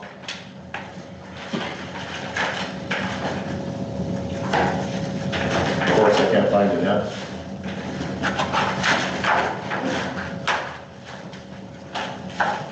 Yeah, so it's under tab number 21. So you go through and what I tried to do is I tried to break down, and it shows better on the different options, but I tried to break down for you some different options of the building code. So option A is like I talked about. It was that formula divided by 20%, and then I put 15% on the trades. I believe it was 15% on the electrical trade, 10%. And what that is when we go out and inspect a home, we inspect everything. We inspect the plumbing, the electrical, the gas, the HVAC, and everything like that for code compliance. And that just puts a number on, that allows us to pay an inspector to go out and inspect those things. And that was option A. And option A ended up being $240 or so more than our building permit currently. And if you look on there, we had to add a gas fee. We inspect gas, but we never had a fee for it for the last ever.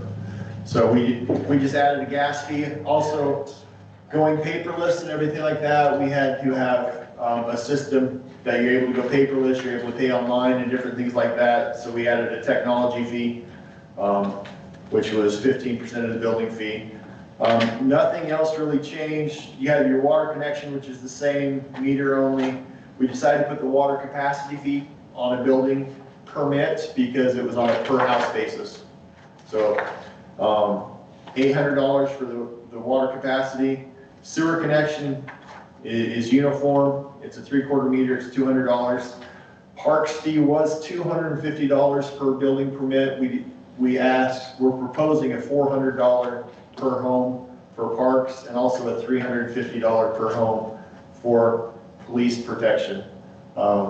We know, every house that goes in,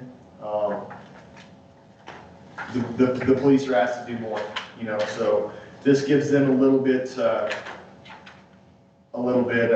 in the kitty to help with, cameras in cars, different things like that.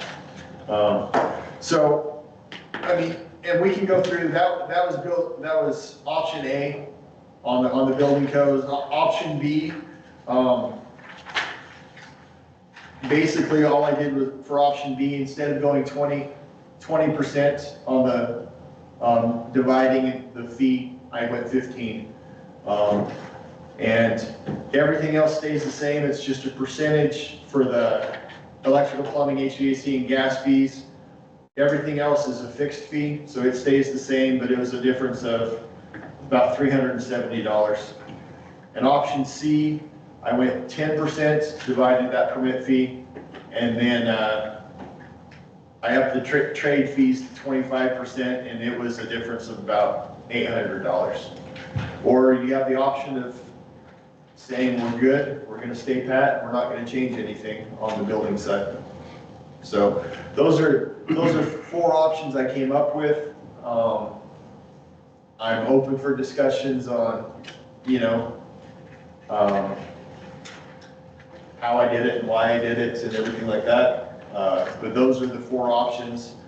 I wish I had a crystal ball that was clear on what Willard needs right now. I do know they can use an increase. But finding the balance between,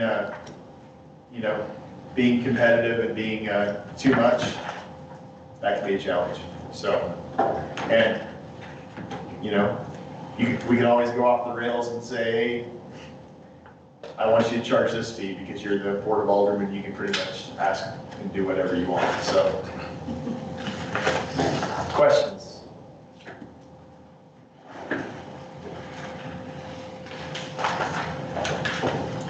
It wasn't that well explained, come on. I like option B myself, it's kind of the middle of the road. Right. I don't want to jump it too high, put them in a shock. I guarantee you're not putting anyone in shock with a $300 Yeah, they're just gonna pass the cost on to the consumer anyway. Right. Yeah. But the $800, I might put them in a shock.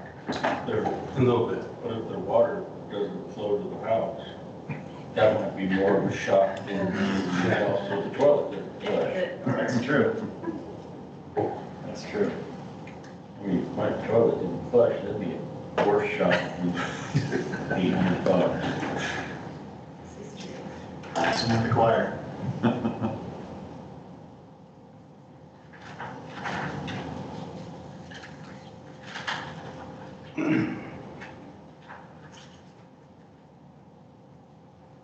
David, did you want to make a motion for B? Any more discussion?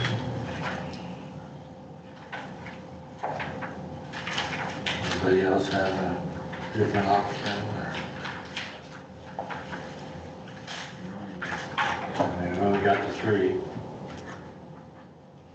Do you think that the jump to option C would be too high and detour people at the $800 that it approximately is? As far as recuperating, you know, it's gonna help recoup a lot of the services that are offered.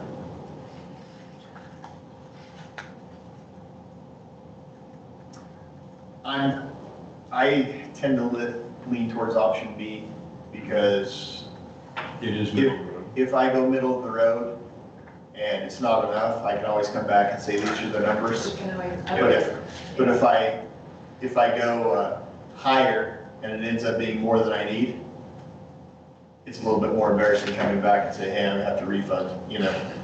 So I tend to like to start small increments and move forward, but that's just me. And I'd like to add just some perspective too from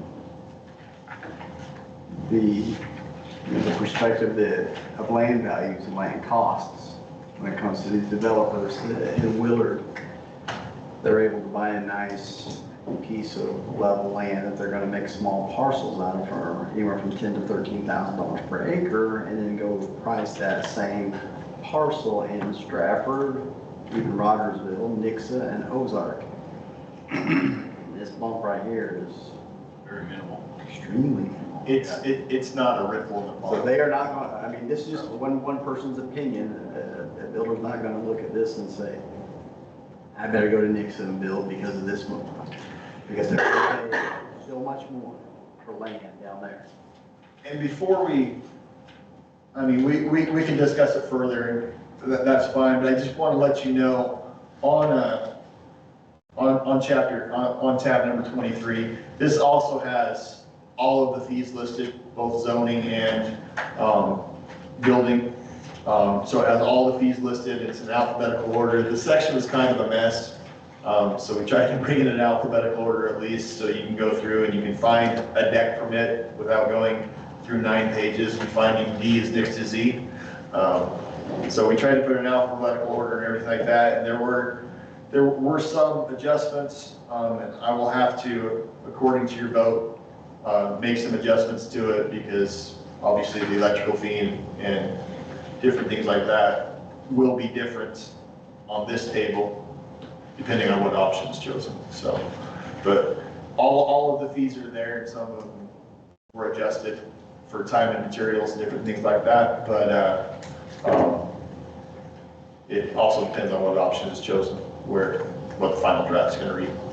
So, By selecting a higher option C in this, at this time, would it have any ramifications on our water rates that we're about to go through our study?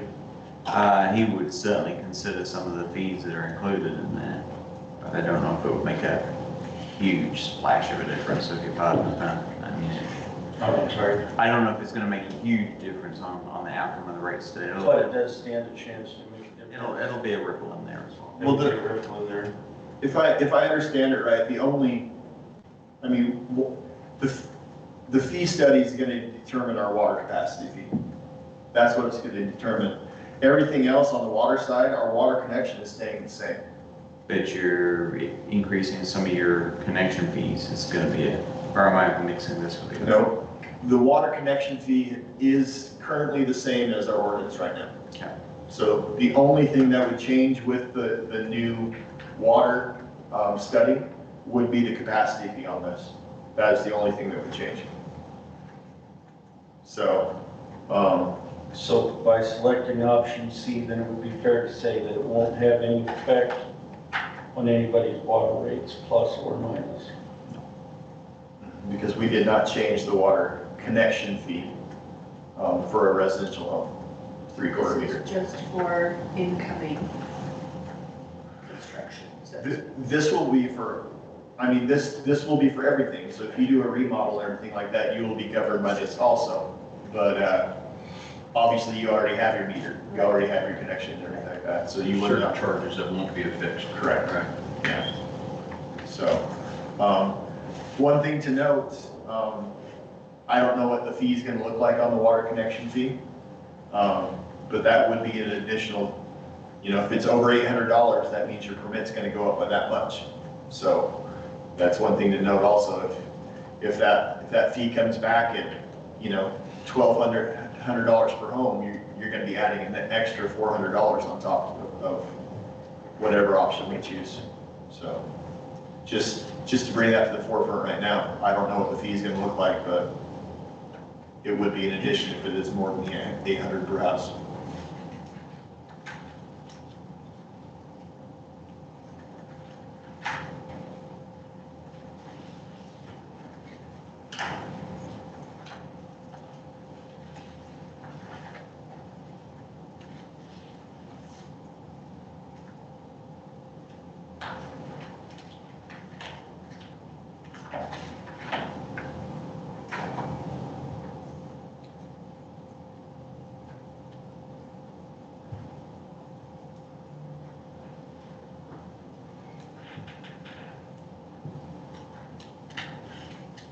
Where things stand with permitting, your budget is good with option B. You don't need an influx, which C would provide.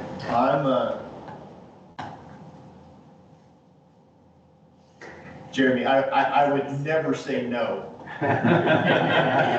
Just to let you know. That a little bit there. I did, but having been in that industry for a long time, $800 is not going to impact somebody coming in if you could use the money.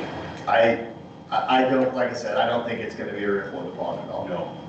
So, A especially lot of permits, and that's not. house prices in Willard are at an all-time high, and you can't find a house that is being built right now that hasn't sold. I mean, walk through our developments and see if you can see a for sale sign. You can't because they're sold before they're done building. So. On a $250,000 home, $800 isn't really. That's what I was just thinking. $800 is in most cases a quarter of your mortgage on a new home these days. The lens I tend to look through, and again, not to sway you, I think you're thinking in great directions. Government is like a business. We're not a corporation business where our sole mission is to make profit to give back to the shareholders, but we have to be efficient and effective and make sure we have enough money to cover our costs and essentially stay in business. So that is really the meat of the question.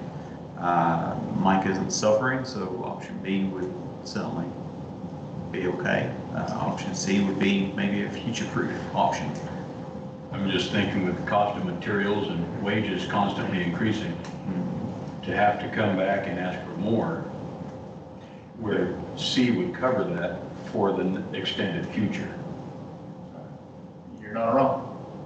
You're not wrong. Yeah.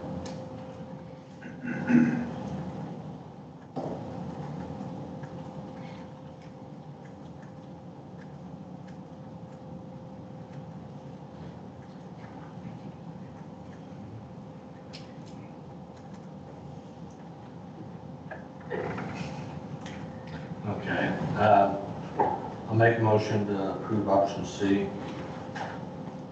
Building code fees.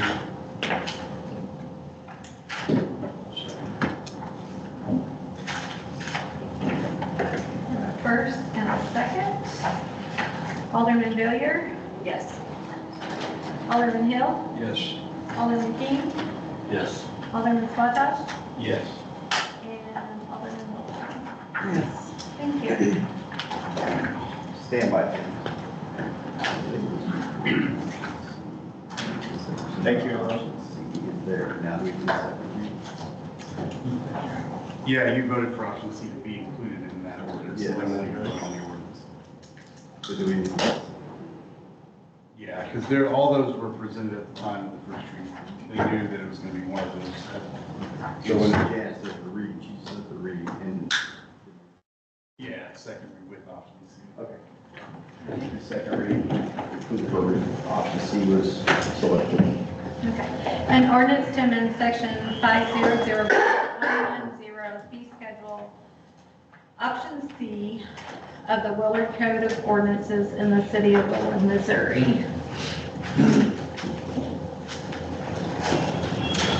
Now let's get a motion. I'll make a motion to approve the ordinance as read.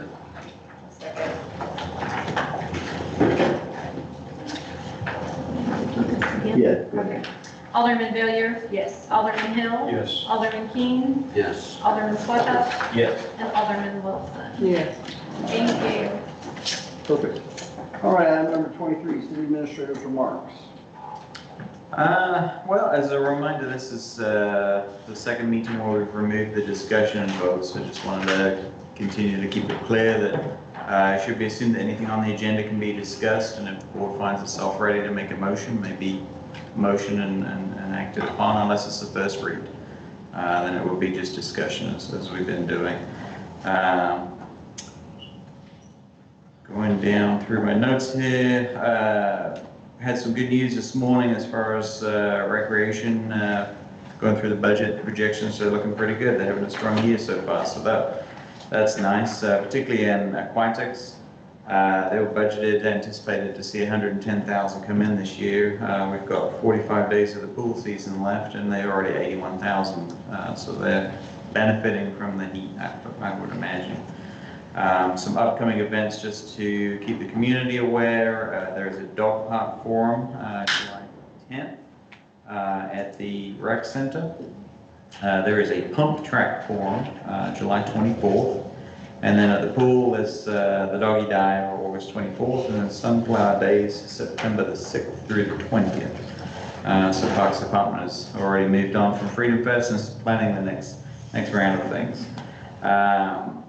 We are just starting to talk about budget preparation and capital improvement planning. It's very early stages, so nothing really to share other than that we're working on it. This morning, the department heads were tasked with starting to think ahead, meet with me in the next 3 to 4 weeks to discuss their budget priorities and some of the things they'd like to see in capital planning. Capital planning as a whole tends to be quite a big, meaty process, so we'll try and pull out some low-hanging fruit for next year, and then move into discussing capital improvement plans for 2026 and beyond. As far as budget right now, just a quick overview. Budget seems to be going on projections. Revenue is looking good. Sewer, water's on track. General's on track. Parks is on track. So we're in a fairly reasonable position. I have heard from Greene County. It sounds like sales tax around the county is up as well. So everybody seems to be having a fairly strong year despite a supposedly very bad economy. Folks are still spending. We're all seeing that in sales tax revenues.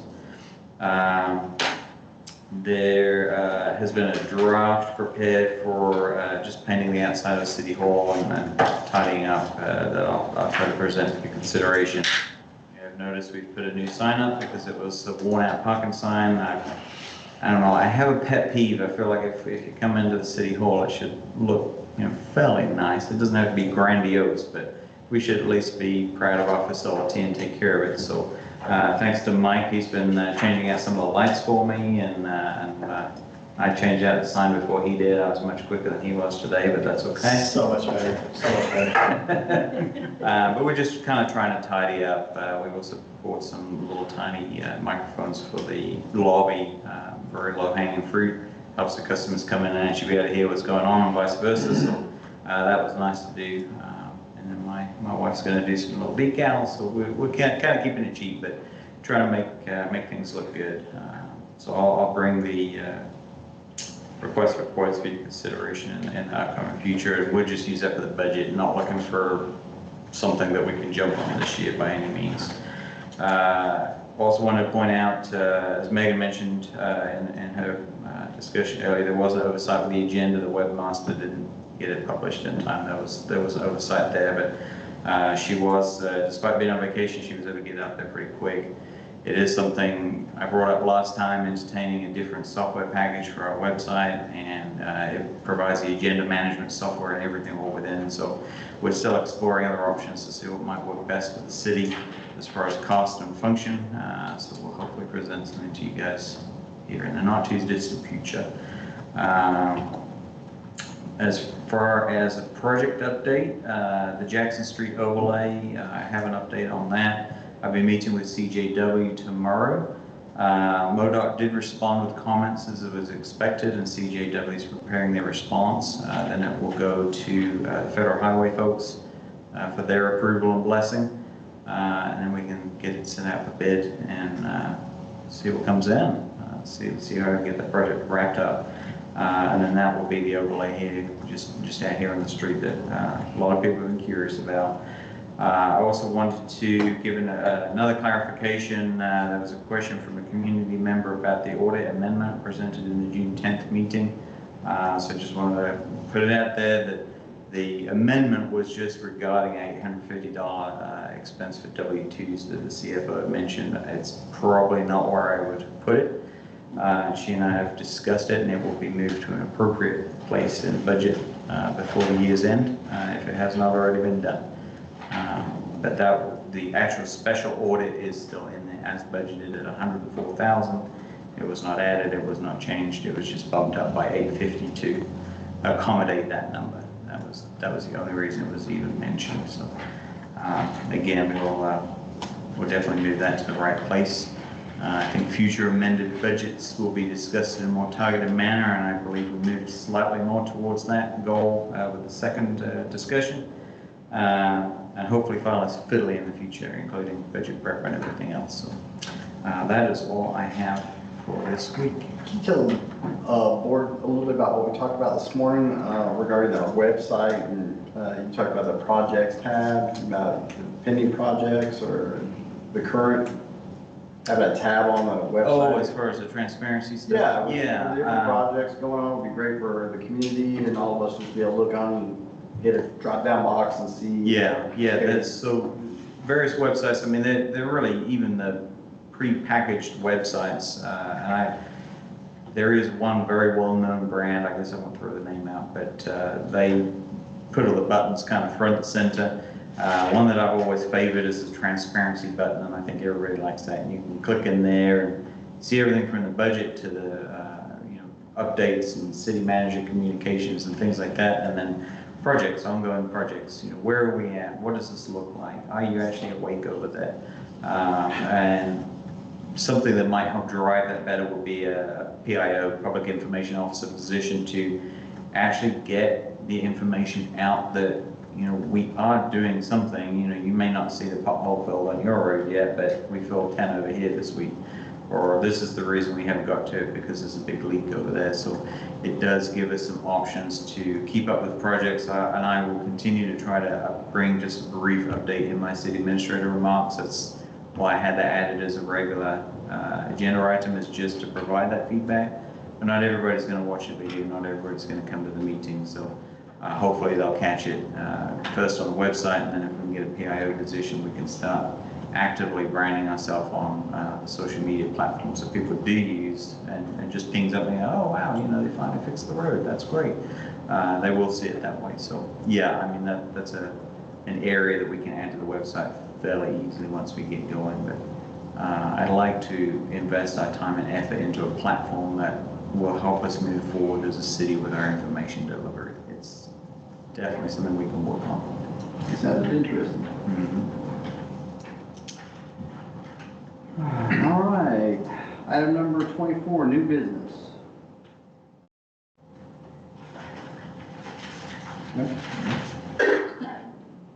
Item number 25, unfinished business.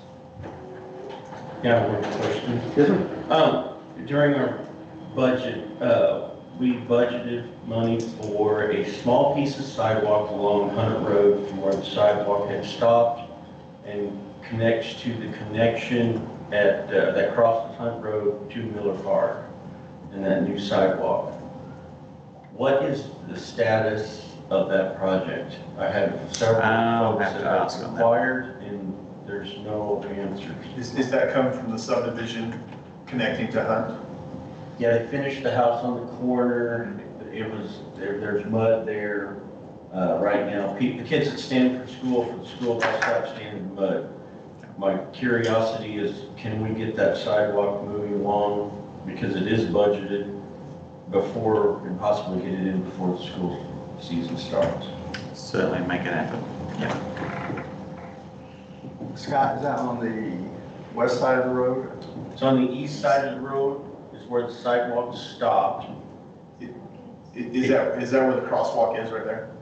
Well, yeah, from the South of the hardware. From the crosswalk south or north to where the sidewalk stopped, it's about 51 feet. There was a series of complaints and emails and questions about when that's going to be done. The kids wait there in the mud. They have to walk through the mud right there to get to that. I lived down that road. I will take a look on my way home tonight. Yeah, just a small piece. We budgeted for it.